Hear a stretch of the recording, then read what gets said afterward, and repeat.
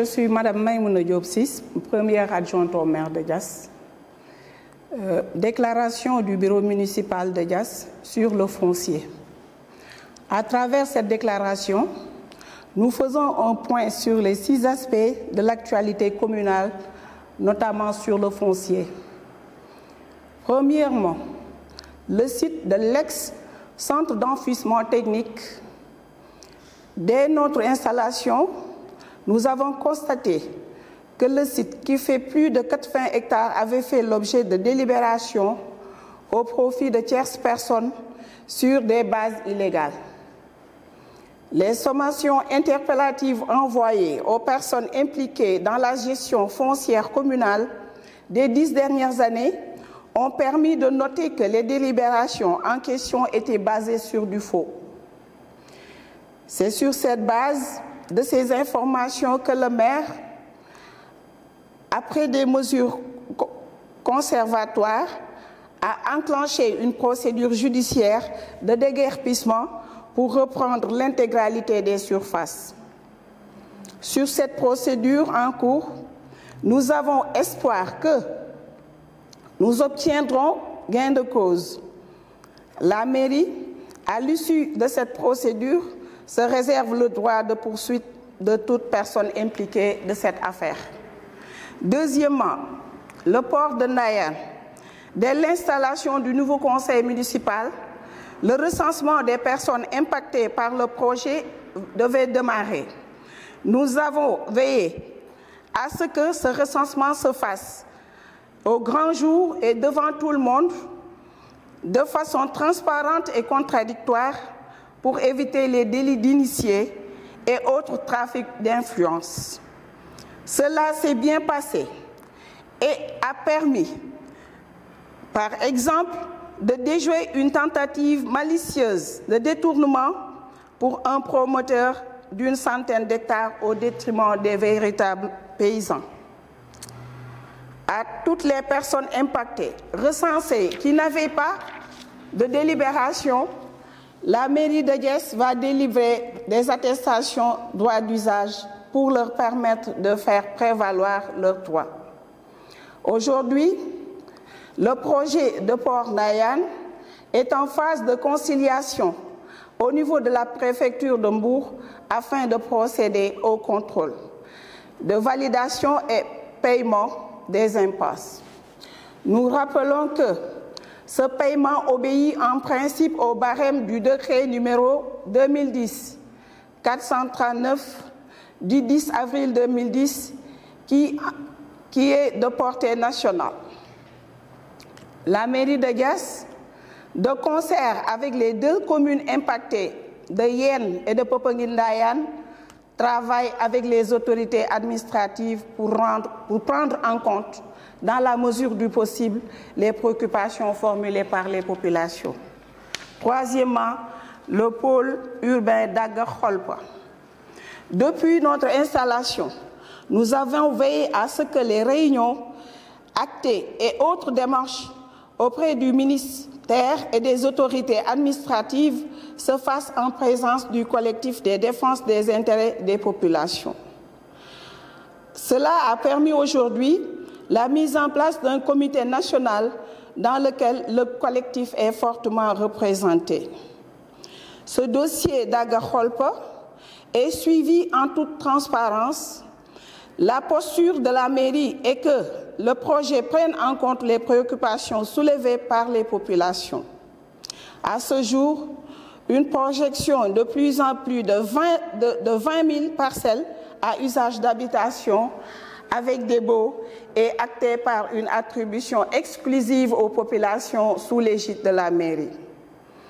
Des discussions et démarches continuent au niveau ministériel et avec la présence permanente du collectif. Quatrièmement, lotissement 55 hectares de Bourou. À notre installation, nous avons reçu le collectif.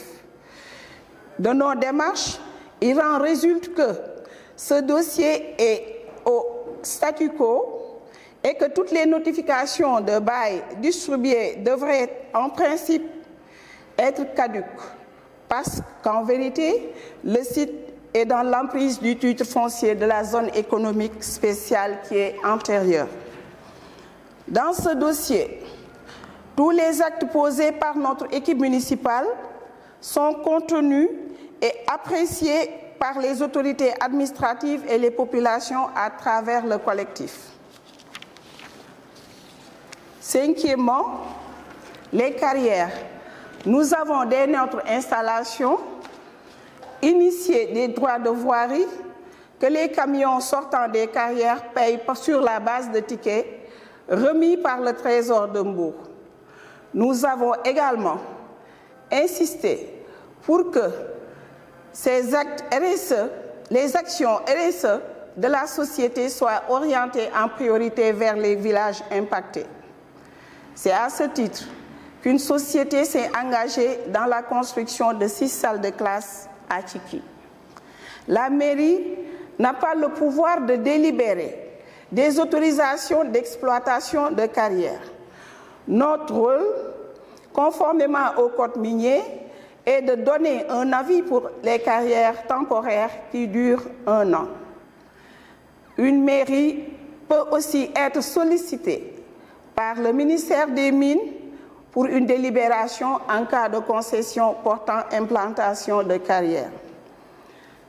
Dans les procédures que nous avons mises en place pour les carrières temporaires, c'est le conseil de village et les commissions domaine et environnement qui vont sur le site pour apprécier avant avis de la mairie. Le seul dossier examiné au conseil municipal concerne une carrière à Rafo, pour laquelle nous avons fait signer un engagement préalable sur 20 points à l'entreprise avant la délibération. Pour ce même et unique dossier, la mairie a pris l'initiative de la tenue de l'audience publique de validation de l'étude d'impact environnemental à Rafo devant plus de 100 personnes. Après cette audience publique, la mairie a signé un arrêté mettant en place un comité paritaire de suivi avec 5 représentants des populations et 5 représentants de la mairie. Cette démarche transparente du maire a été saluée lors des rencontres nationales importantes en présence de plusieurs maires, gouverneurs et représentants de la société civile nationale. Sixièmement, les procédures de régularisation des actes fonciers. Pour que nul n'en ignore, aucun lotissement n'a été fait par notre équipe depuis notre installation. Aucun contrat n'a été signé par quelconque promoteur. Lors de la passation de service de l'équipe précédente, 28 registres fonciers nous ont été remis. Tous ces registres ont été, durant plus de 18 mois, saisis dans une application aux fins de contrôle rapide avant régularisation. Depuis le lancement de la procédure de la régularisation, il a été noté l'existence de parcelles attribuées à plusieurs personnes en même temps.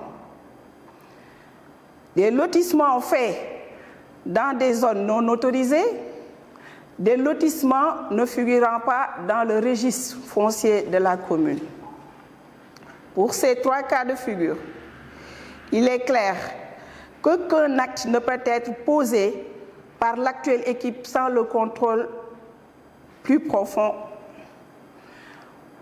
Pour le reste, les procédures de régularisation se font correctement et conformément à la délibération du conseil municipal.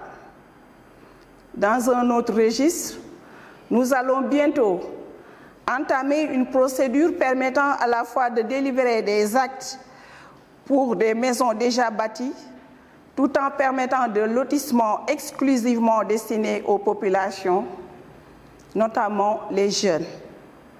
Et pour conclure, le bureau municipal, conformément à ses engagements, reste au service de la population dans la transparence et dans l'équité.